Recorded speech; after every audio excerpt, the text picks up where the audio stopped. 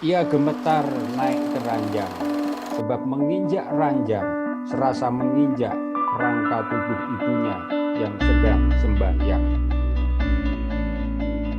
Bagaimana cara kita menggali ciri keluar khas kita dari tersendiri? belenggu yang pengen Apakah ngedit terus harus juga Mas Jopin punya harmoni cara dia untuk juga? memilah-milah. Kalau Anda berpikir satu karya pengen langsung sempurna, itu yang akan menghambat Anda. Jadi yang pertama itu apa yang mau Anda tulis, pikiran Anda itu ditumpahkan dulu, karena kalau enggak nanti lupa.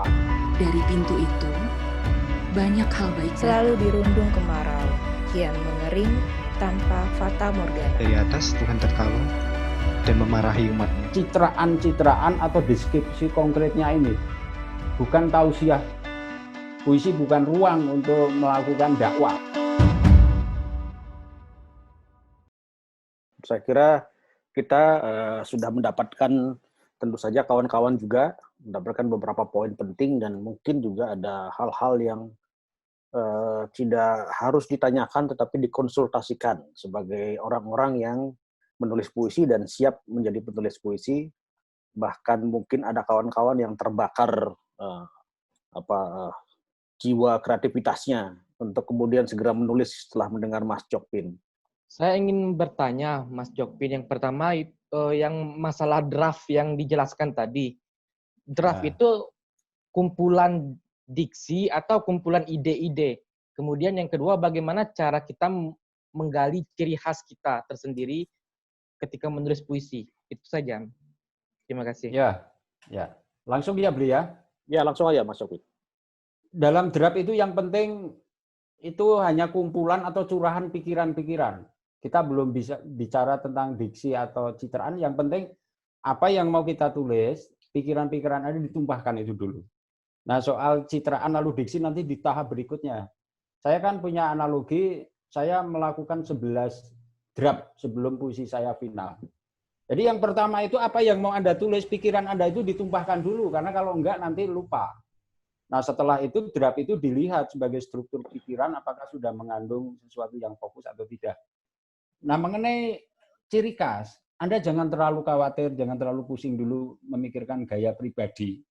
Tetapi yang lebih penting Anda mempelajari dulu sebanyak-banyaknya gaya penulisan dari penyair lain. Gaya pribadi itu tidak bisa dibuat-buat, dia akan muncul dengan sendirinya suatu saat nanti. Ya, halo Regina, Pak silakan. Jopin. Halo, ya silakan. Thank you.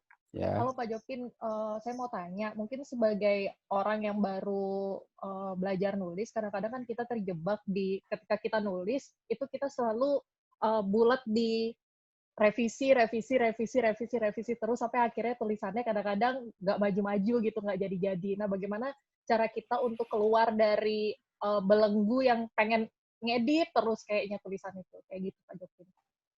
Sebetulnya sama dengan saya itu keinginan untuk menyunting itu terus ingin saya lakukan. Bahkan kalau Anda amati kan banyak puisi saya yang sudah jadi, sudah dibukukan itu masih saya revisi sehingga di buku berikutnya muncul versi yang agak berbeda. Seperti Kairil, tidak apa-apalah. Tapi tetap Anda suatu saat harus menetapkan bahwa ini sudah cukup. Entah hasilnya memuaskan atau tidak, suatu saat Anda harus berhenti dan menerima bahwa ya sudah, ini cukup segitu. Perkara karya ini setelah jadi ternyata saya merasa gagal, Anda masih punya kesempatan membuat karya yang lebih bagus di waktu berikutnya. Kalau Anda berpikir satu karya pengen langsung sempurna, itu yang akan menghambat Anda sehingga Anda malah tidak nulis-nulis dan tidak produktif.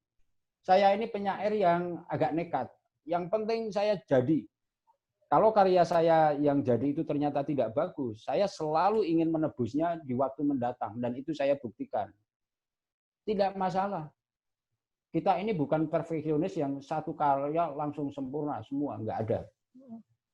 Yang saya lakukan, yang penting saya berusaha keras selesai, kalau sudah selesai, ya sudah, saya harus menulis berikutnya. Nah, kalau ternyata itu jelek, kan saya masih punya kesempatan untuk menulis lebih bagus lagi. Saya kira itu ya.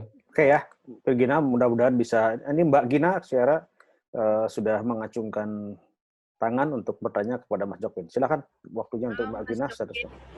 Halo Mbak Gina. Ya, aku mau nanya Mas, kan kalau di puisi kan ada harmonisasi, ada harmoni bunyi gitu. Iya. Kalau harmoni bentuk gimana ya Mas? Itu yang pertama.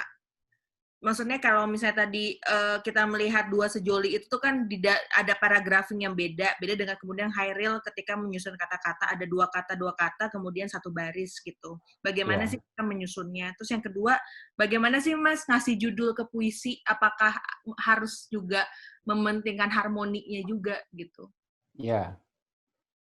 Ini memang Khairil dan Subagio itu berbeda dalam modus berpuisinya.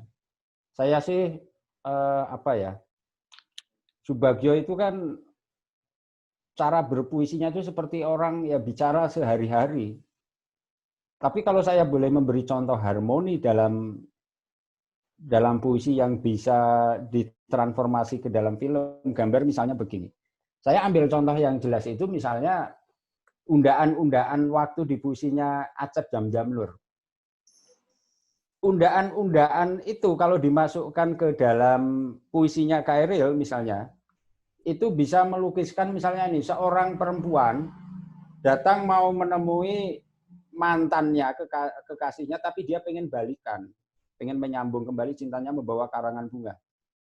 Puisi Khairil itu kan kelemahannya yang sia-sia itu kekurangan setting, latar. Puisi sia-sia, penerimaan itu tidak ada gambaran latarnya. Maka kalau Khairil ikut kelas puisi di sini sebetulnya saya pengen menyarankan dia supaya menambah 1-2 baris untuk menambah latarnya nggak ada. Di puisi Subagio latarnya ada, halaman candi jelas. Puisi Khairil itu sejeniusnya dia, kalau mau dibikin lebih maksimal, disunting lagi masih mungkin. Saya tambahkan latar, cukup 1-2 baris. Nah, saya pengen menggunakan latar ini, puisinya Acep. Jadi katakanlah rumah si aku ini tempatnya agak tinggi dan orang untuk menemui dia harus naik tangga. Tangganya itu tangga batu. Harmonisasinya di mana antara ide dan gambar? Tangga-tangga batu itu bukan hanya itu instagramable, itu filmis. Tetapi tangga itu menunjukkan adanya relasi. Bahwa seseorang harus menemui seseorang di tempat yang lebih tinggi, yang tempat lebih tinggi itu mungkin melukiskan ego, arogansi. Jadi si perempuan ini dia harus mendaki tangga-tangga membawa karangan bunga untuk dipersembahkan kepada orang yang masih dicintainya. Nah, di situ saya melihat ada harmoni antara gambar, antara deskripsi visual itu dengan makna. Jadi relasi kuasa di situ tidak perlu disampaikan lewat kata-kata, cukup lewat gambar. Wah, mau ngarep ketemu manusia sombong gitu aja kok aku harus mendaki tangga. Tangga itu sudah melambangkan adanya relasi. Nah, memberi judul ya. Kalau saya itu memberi judul itu sesimpel-simpelnya supaya orang ingat. Seperti kalau misalkan saya membuat film celana, celana itu mudah diingat, filmnya buat celana. Tapi coba kalau judulnya apa? Di Cintamu Ku Termangu misalnya itu, saya memilih judul itu yang simpel tetapi juga mewadahi isi. Kalau ini Dua Sejoli ini untuk judul film bagus sekali loh Mbak, Dua Sejolinya Subagio ini. Dua Sejoli. Tadi maksudnya ini sih Mas, soal penulisan misalnya bentuk kata, kalimat apakah sebaris, apakah harus 4 baris gitu. Wah, bebas. Kalau aku sih bebas. Puisi-puisi saya itu tidak punya pola yang tetap mengenai jumlah bait. Saya sudah menganut aliran puisi bebas. Tetapi sebebas-bebasnya bentuk puisi, saya tetap ketat dalam hal memilih diksi, membuat citraan, itu yang penting. Tapi kalau soal struktur puisi, apakah akan itu saya sih bebas. Jadi kalau misalnya teman-teman merasa sudah menulis puisi bagus, diksinya bagus, citraannya bagus, strukturnya juga solid, koheren, tapi kok tetap nggak menarik apa? Itu pasti persoalannya di perspektif. Tidak menawarkan perspektif atau visi apapun. Nah, puisi Subagio itu tadi menjadi menarik karena dia menawarkan perspektif mengenai cinta. Ketika cinta berhenti sebagai eros, dia muncul sebagai ethos. Apakah cinta itu abadi? Gombal. Di puisi Subagio cinta bisa abadi. Sejauh cinta sebagai ethos. Cinta sebagai eros memang sementara. Bisa tidak abadi. Nah, itu yang saya maksud dengan visi. Dan banyak contoh sebetulnya di puisi Indonesia sebetulnya yang dimaksud visi atau perspektif itu apa. Bagus saja puisi tidak cukup. Secara teknis bagus, secara apapun bagus. Kok ya tetap saja rasanya tidak memberikan apa-apa. Itu pasti persoalannya di perspektif atau visi. Saya mau bertanya, sebenarnya itu kalau kita mengikuti lomba ya, itu sebenarnya penting nggak sih untuk mengembangkan bakat kita atau kemampuan kita dalam menulis puisi? Soalnya kadang lomba itu kan menetapkan deadline. Kadang deadline itu membuat kita jadi tertekan, pengen buru-buru menyelesaikan tema-tema tertentu yang sudah ditetapkan dari penyelenggaranya kayak gitu. Terima kasih. Seperti itu ya, Pak. Langsung Mas Jokpin. Wah, ini sangat, kalau saya jawabannya sangat personal ya. Sering jadi juri kan?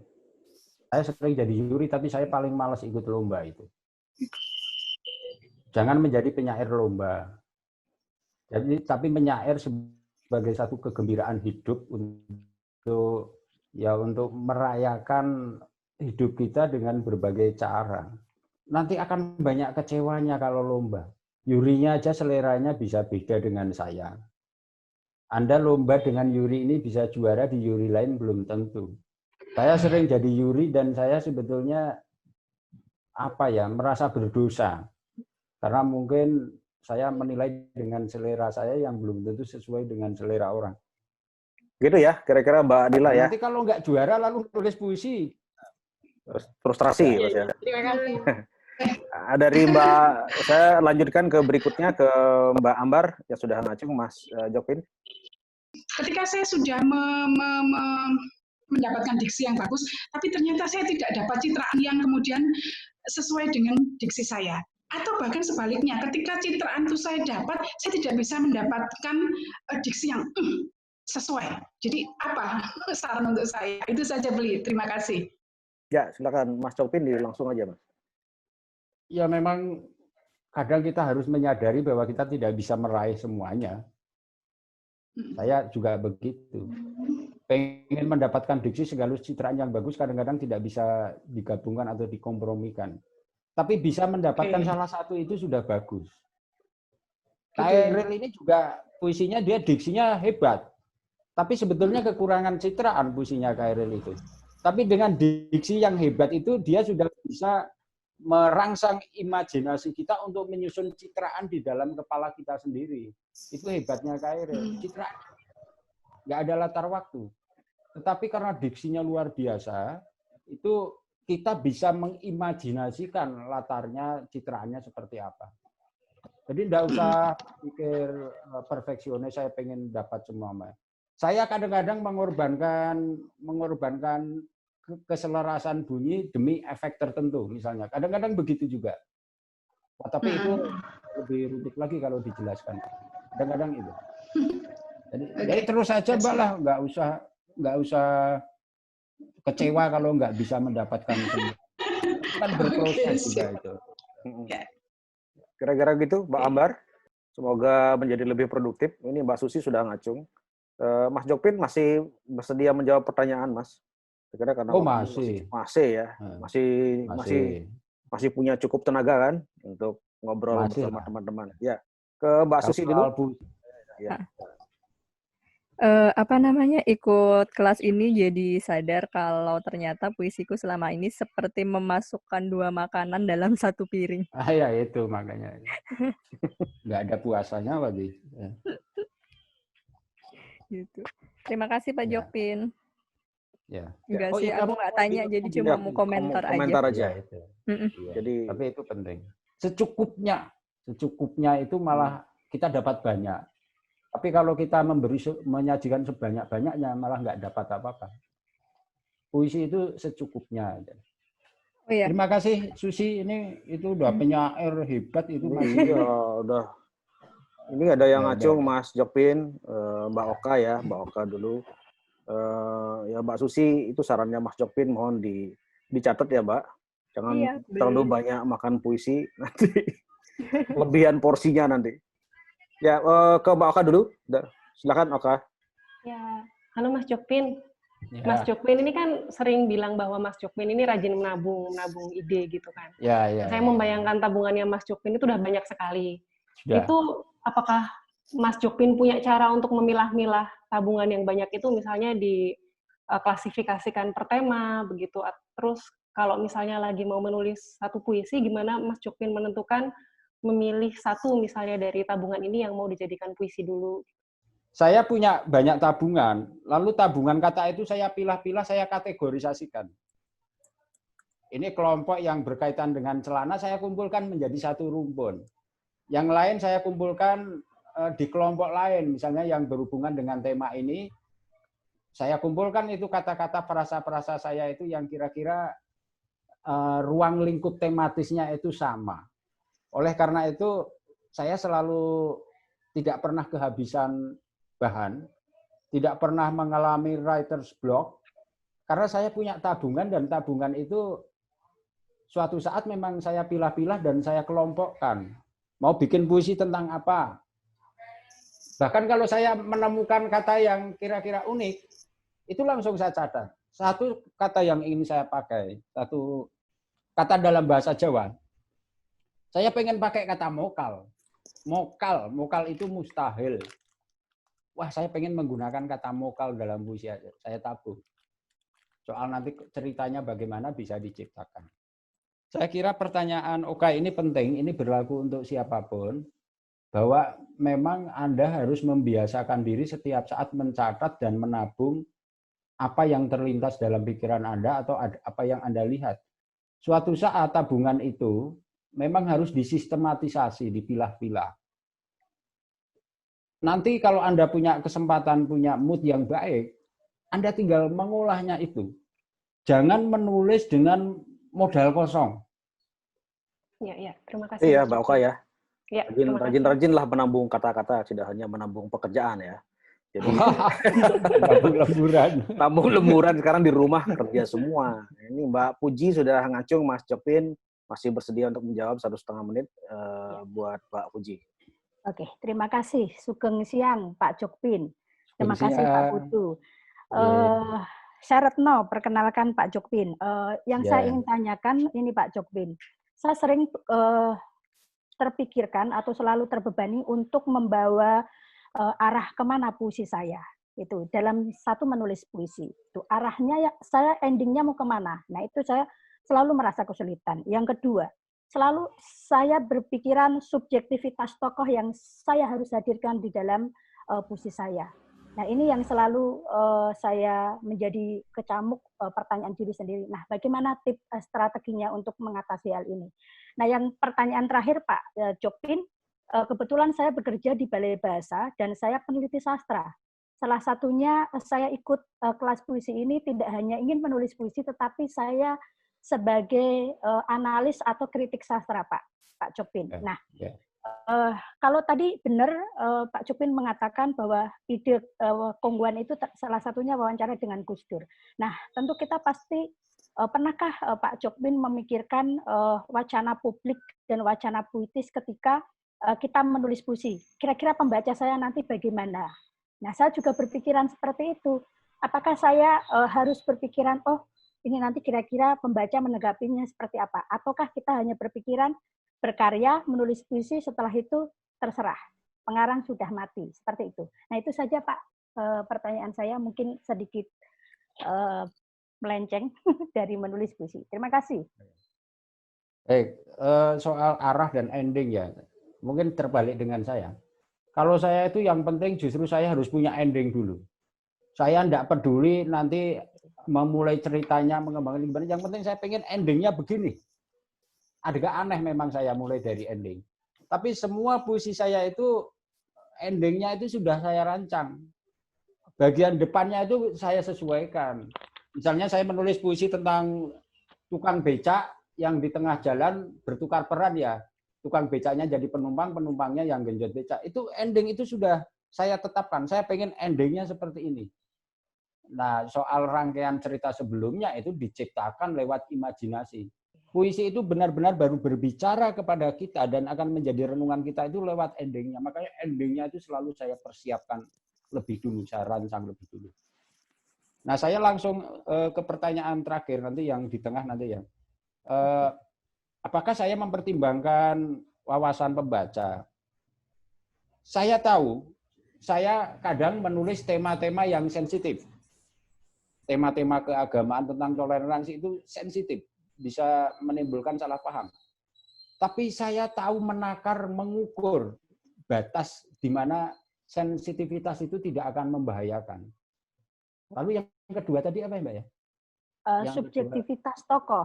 Jadi apakah kita selalu, kan kadang ini contoh-contoh Pak Jokpin yang tadi sampaikan, dari Hairil Anwar, Rendra sampai Sapardi, Satrio Cakrowardoyo, umumnya ada tokoh akunya ya, ada menimbulkan naratif ya. Apakah saya ingin membuat puisi yang saya tidak terlalu memikirkan tokohnya, tapi saya setuju dengan yang sudah Bapak sampaikan tadi. Betul.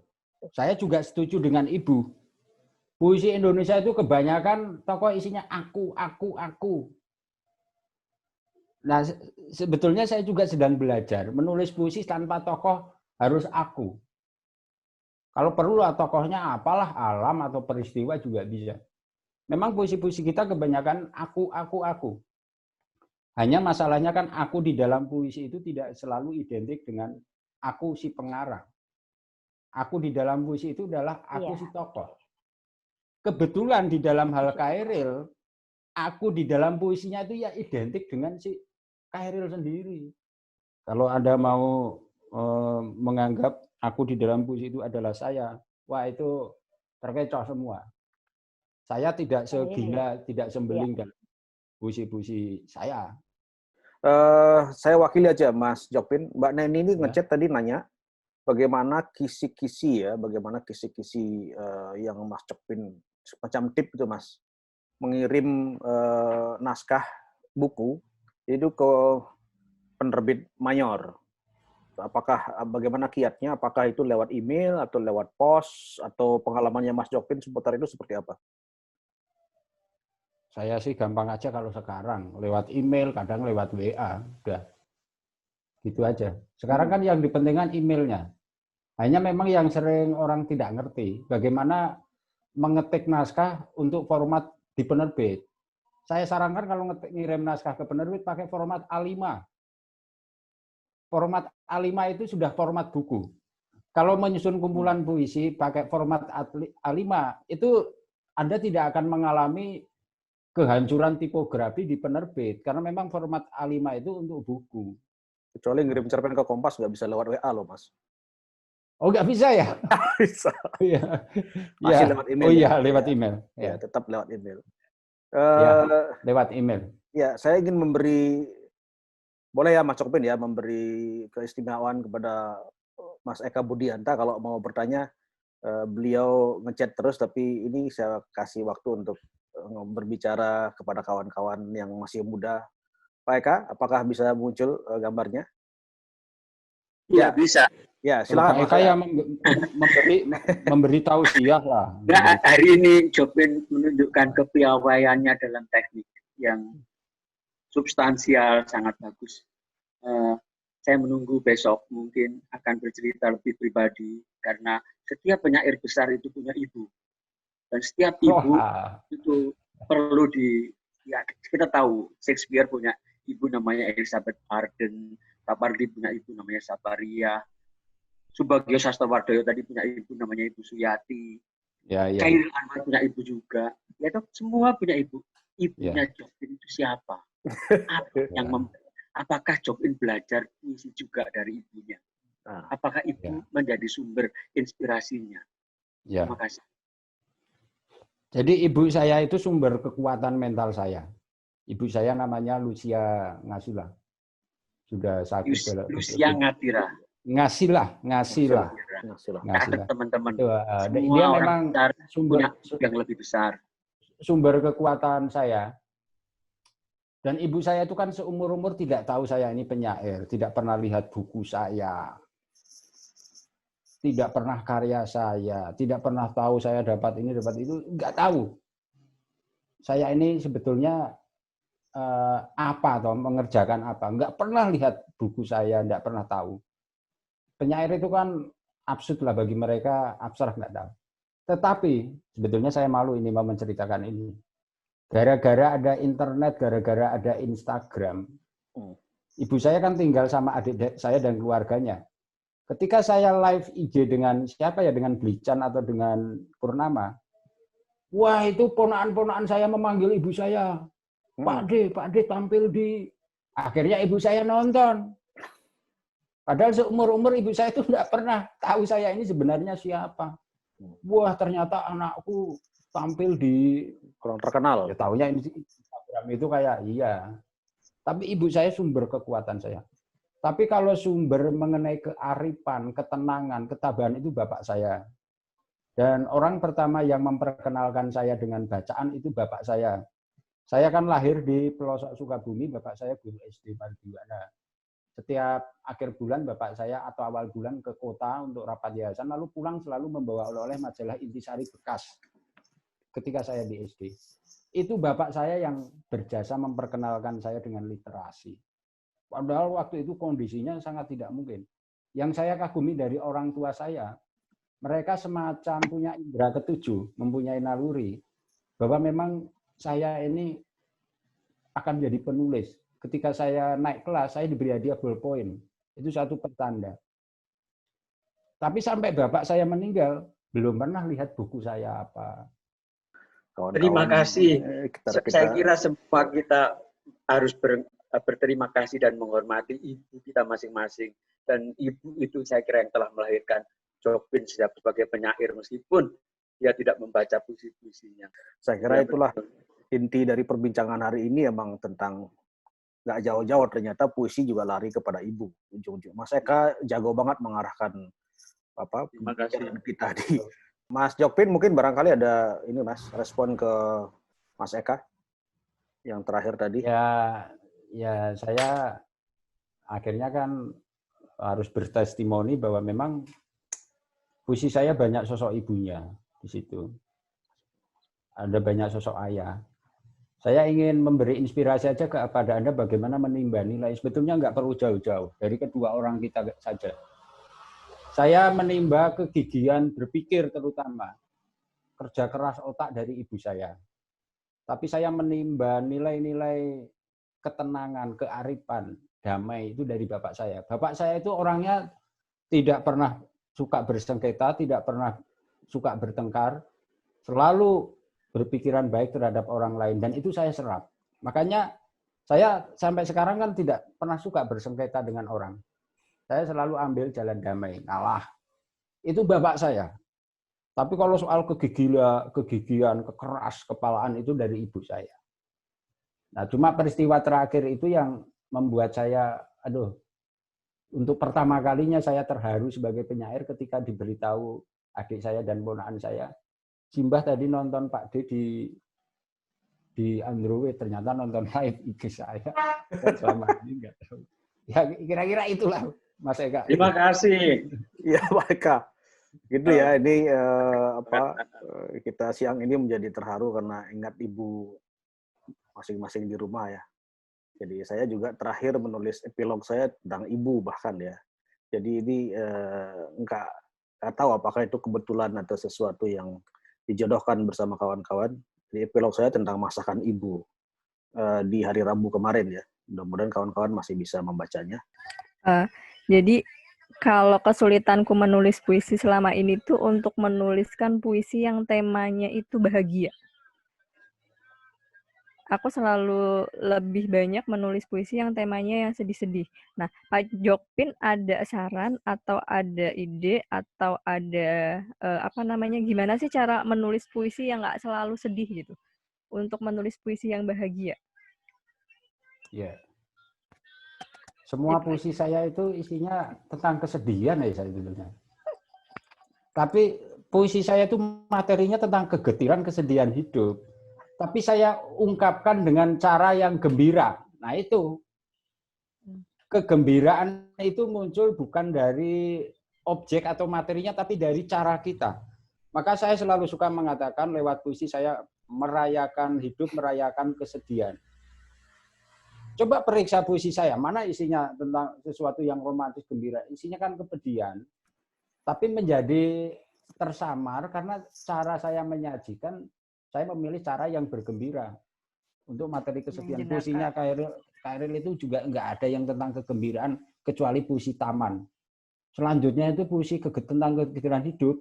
Kalau kita tidak kuat iman kita membaca puisi Khairil, bisa bunuh diri loh. Hidup hanya menunda kekalahan. Itu kan yang banyak menginspirasi orang pengen mati muda di usia 27. Saya tidak mau mewarisi sikap sikap pesimistis dalam memandang hidup. Karena saya dibesarkan dalam iman yang selalu berharap, penuh harapan, dan ya itu penuh rasa syukur dan sebagainya. Puisi saya sebetulnya berisi rasa syukur, rasa damai, kegembiraan di atas kepedihan.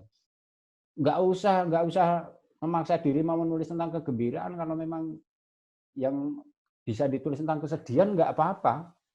Kesedihan kan bisa dirayakan juga seperti Didi Kempot itu. Nah, mungkin yang belum kamu temukan cara mengekspresikannya.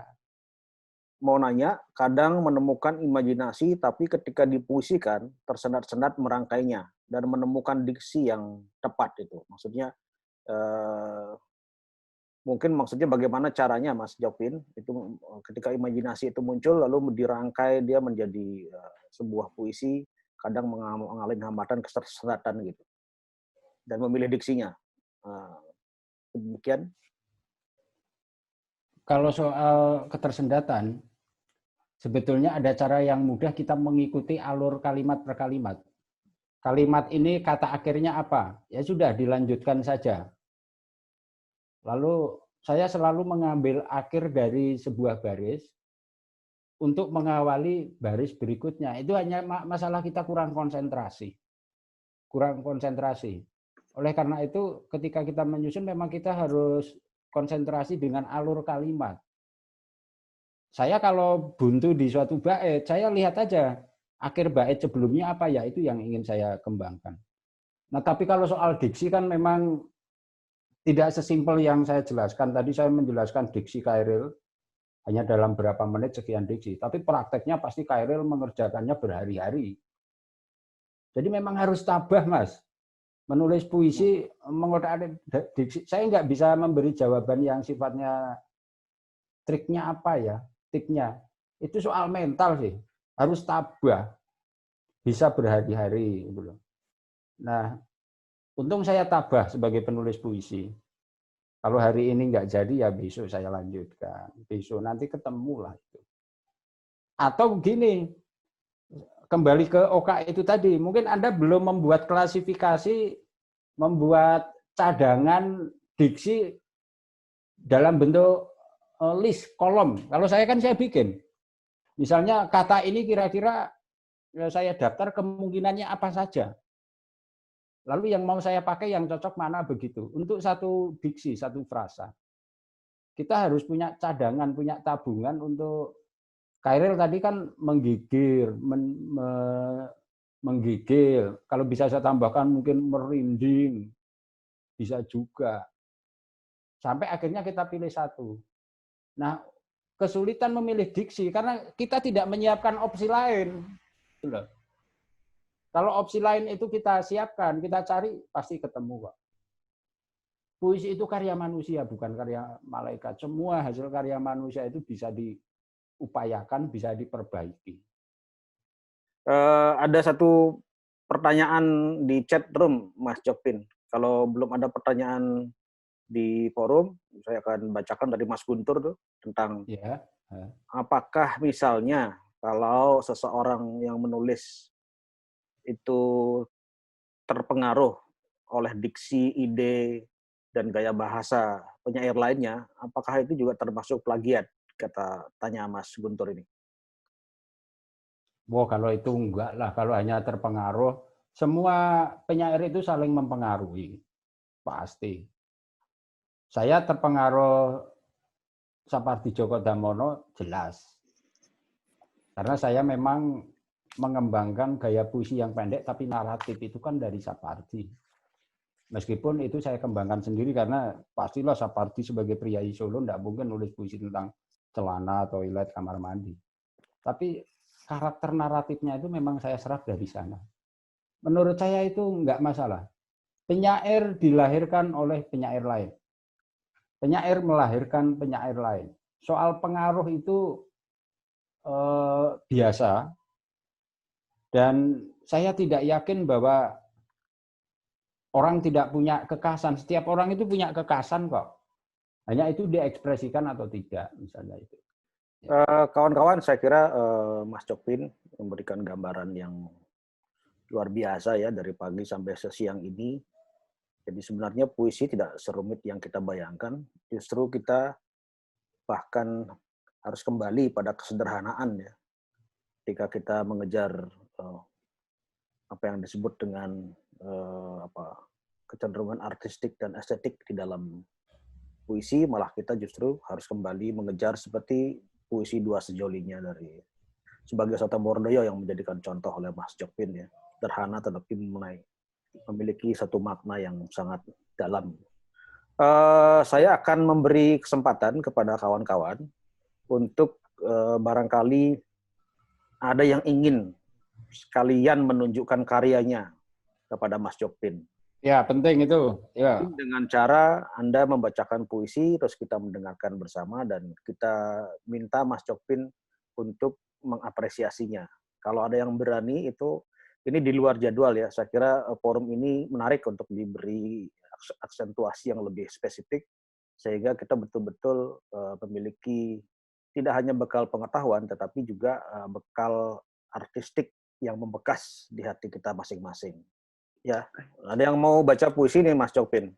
Ini Mbak Retno dan Mas Napri udah ngacung. Mbak Retno dulu coba. Ya. Ya, silakan. Baik, terima kasih. Ini puisi saya Pak, mungkin saya masih kelemahannya terlalu panjang diksi-diksinya, pilihan kata saya. Saya buat puisi ini tahun 2018. Judulnya Perantau Ber-SK. 12 tahun. Kutuang gula aren ke cawan pinggan. Kuikat kehidupan yang berpeluk musim. Ketika ibu bapak mengelus keningku dengan kemenyan senaring. Doa telah dipanjatkan. Ibu berbisik, minumlah air zam-zam ini. Mulutku keluh mencecap lidah doa orang tua. Bapak selipkan bekal selembar gombal putih berajah. Bekal ini dari buyutmu. Telah kucatat bulan ke-8, sejarah perantau ku gambar pada wajahku. Aku bersiap ketika udara kemarau membawa pesan, kedatangan seorang perantau berpura-pura tergoda membacakan sajak Pulau Dewata. Bukan imajinasi, saya sengaja kembali ke kota jauh ini. Semua berangan menjelma trotoar jalanan, menyapu malam injakan kaki-kaki bule berwajah dolar. Mari kita sambut manusia separuh telanjang. Kawanku pernah bersorak, para urban adalah maling pekerjaan. Sketsa pendatang menari di figura potret kota metropolitan. Aku ini bukan urban bodong yang melenggang tawarkan amplop berisi lamaran kerjaan. Kau jangan pernah menghardik. Aku perantau ber-SK dengan modal 800 ribuan. Setiap bulan kubagikan 120 ribu kamarku, 250 ribu cicilan motorku, 100 ribu peralatan mandi dan alat komestikku. Sisanya kau pahamlah, isi perutku. Kota ini telah menyuntikkan perih pada perantau ber-SK. Sejak lembaga menugasi tanpa tambahan biaya, tanpa pernah memberi buku saku panduan 7 hari pertama di tanah rantau. Aku percaya di kota ini bisa aku petakan jalanan. Sejak itu tubuhku kian disekap malam. Kedatanganku tak seperti orang-orang berbondong-bondong ke kota besar.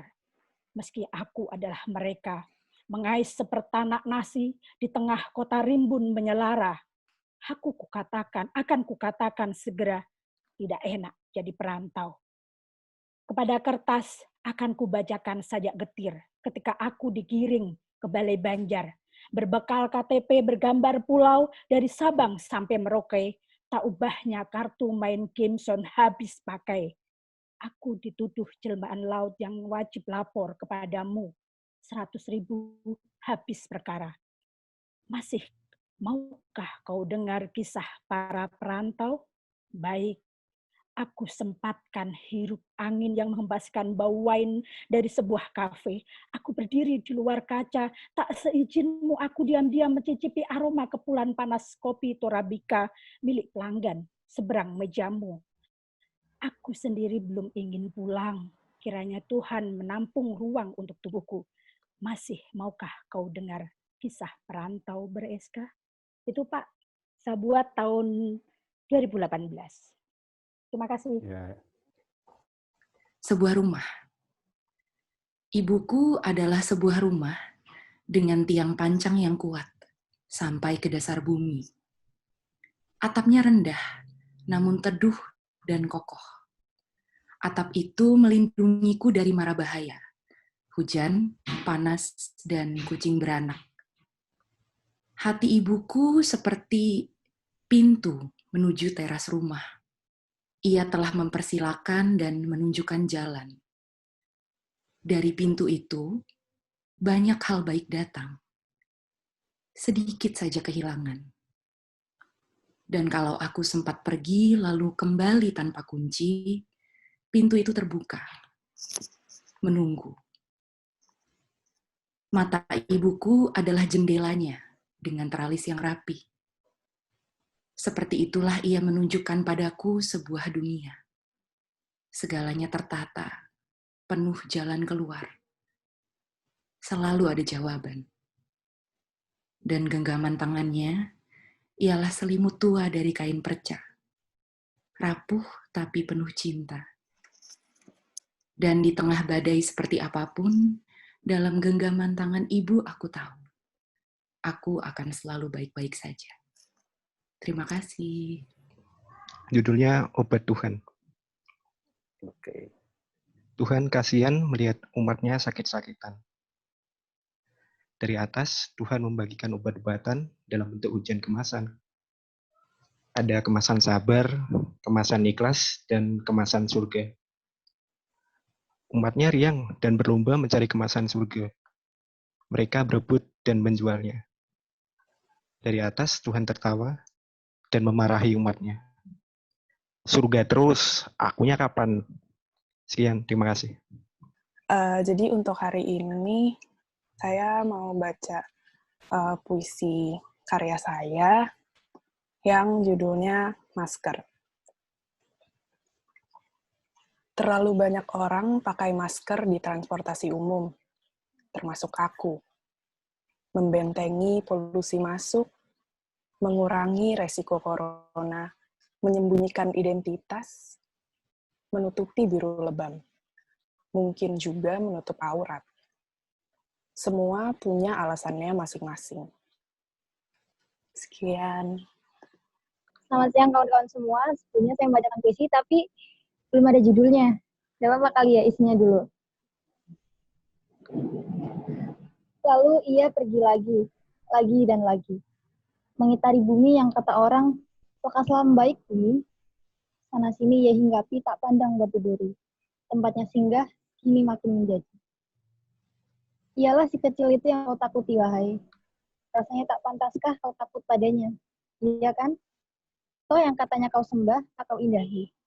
Kini datang tamu tak sebesar jari, kau takuti. Pastilah kau belum sadar, wahai, akan apa yang telah kau perbuat pada bumi. Manis dijilat, seperti buangkah bumi ini? Di belakangmu. Hati-hati di belakangmu. Dia merayu, namun juga beradu antara batin dan ruang-ruang di tengah otakmu. Hati-hati di belakangmu. Sekejap datang, sekejap hilang, serupa kasih singgah tak terarah, lantas larung dalam gaung, gelisah. Sudah berhati-hati? Bisa saja ia lahir serupa puisi, bersembunyi di balik diksi yang basi. Sekejap lahap, lalu kau dihabisi. Hati-hati di belakangmu. Terima kasih.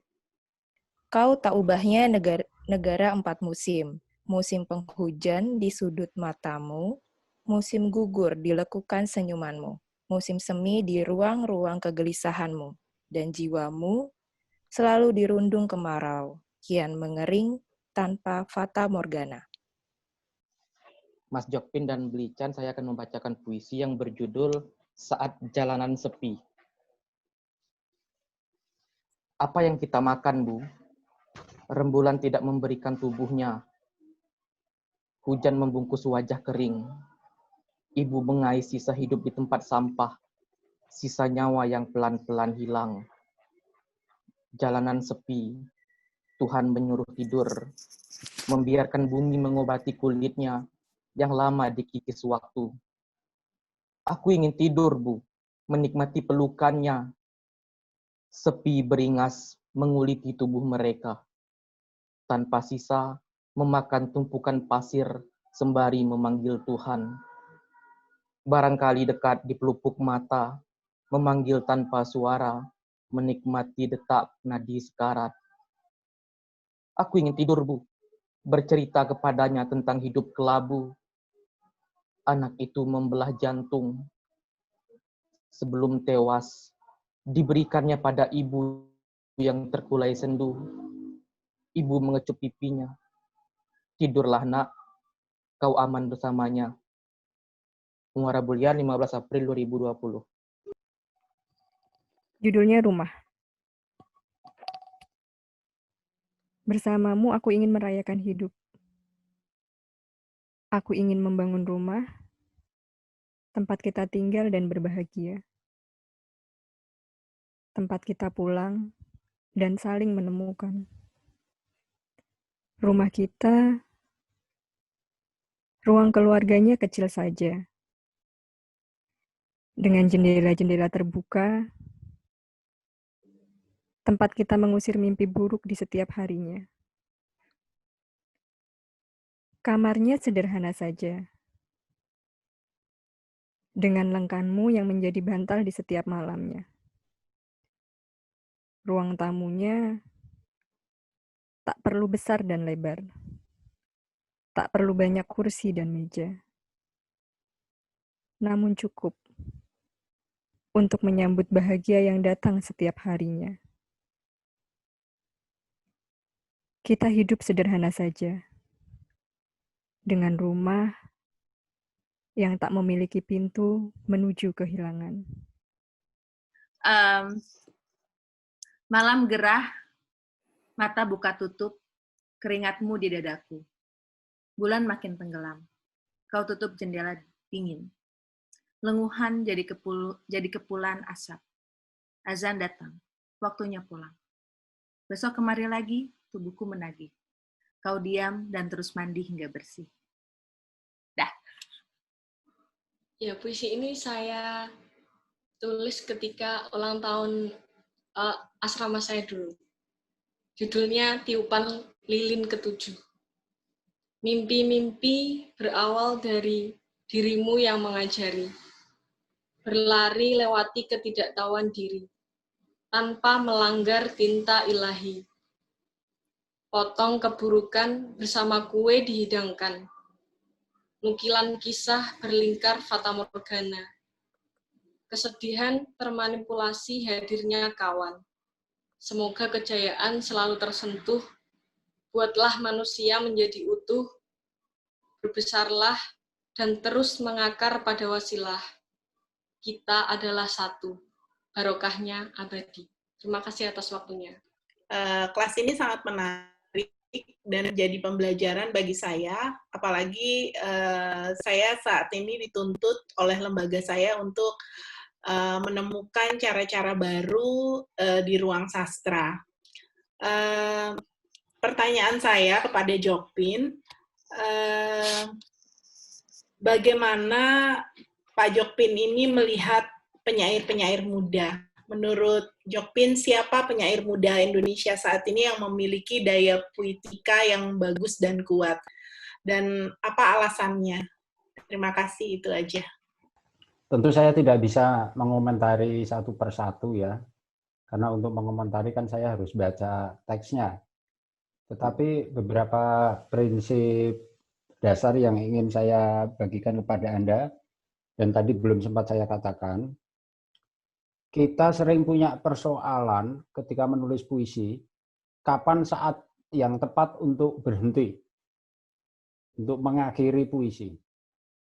Nah, sering puisi kita yang di awal sampai tengah itu kuat, menjadi melemah, karena kita terlambat untuk berhenti, untuk mengakhiri.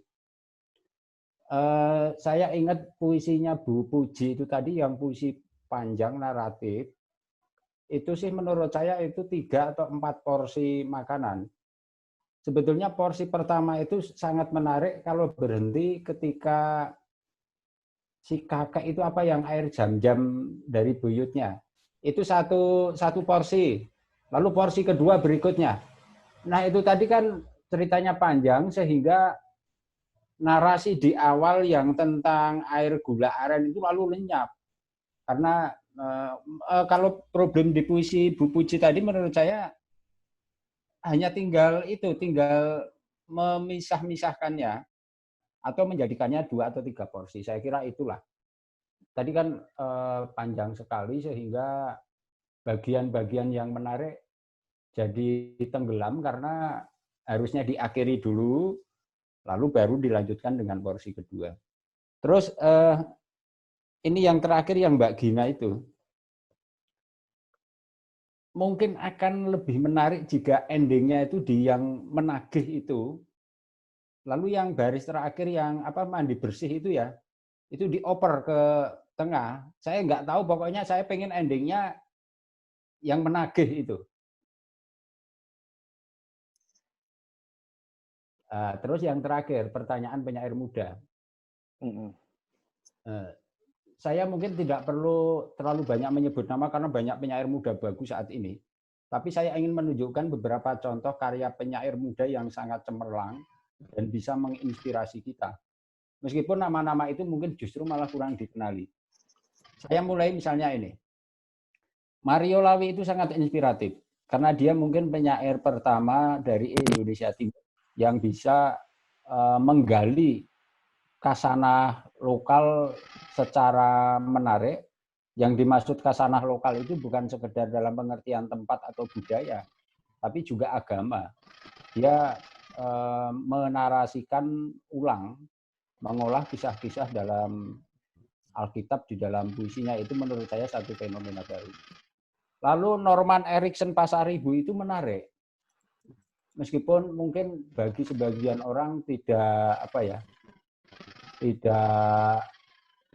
cocok dengan temanya, tapi ini harus saya katakan, saya sebagai orang yang merdeka dalam pikiran, buku puisi normal itu menarik karena untuk pertama kalinya di Indonesia ada puisi yang bercerita tentang dunia LGBT yang selama ini tidak mendapat tempat, dan juga mungkin ditulis oleh orang yang memang hidup dalam lingkungan seperti itu. Saya tidak ingin bicara soal kontroversinya, tetapi puisi itu menarik karena menuliskan kisah-kisah yang selama ini mungkin mustahil untuk dituliskan, tetapi dia menuliskannya dan dengan pendekatan yang menarik. Lalu yang berikutnya,